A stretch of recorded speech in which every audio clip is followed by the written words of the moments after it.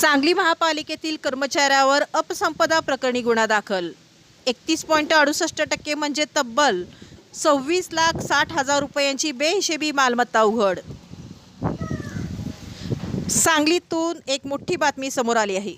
सांगली मिरज कुपवाड महापालिकेच्या अग्निशमन विभागातील वर्ग 3 कर्मचारी विजय आनंदराव पवार यांच्या विरुद्ध अपसंपदा प्रकरणी भ्रष्टाचार प्रतिबंधक विभागाने गुन्हा दाखल केला आहे.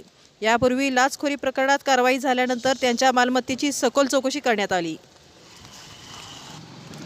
या चौकशीत दिनांक 1 जून 2008 ते 28 जून 2023 या कालावधीत त्यांच्या ज्ञात उत्पन्नाच्या तुलनेत 26,60,087 रुपये म्हणजेच 31.68% अपसंपदा असल्याचे निष्पन्न झाल्याचा दावा ACBने केला आहे. या प्रकरणी सांगली शहर पोलीस ठाण्यात भ्रष्टाचार प्रतिबंधक अधिनियमांतर्गत गुन्हा दाखल करण्यात आला असून आरोपीस भारतीय नागरिक सुरक्षा संहितेच्या कलम 35(3) अन्वये नोटीस देण्यात आली आहे.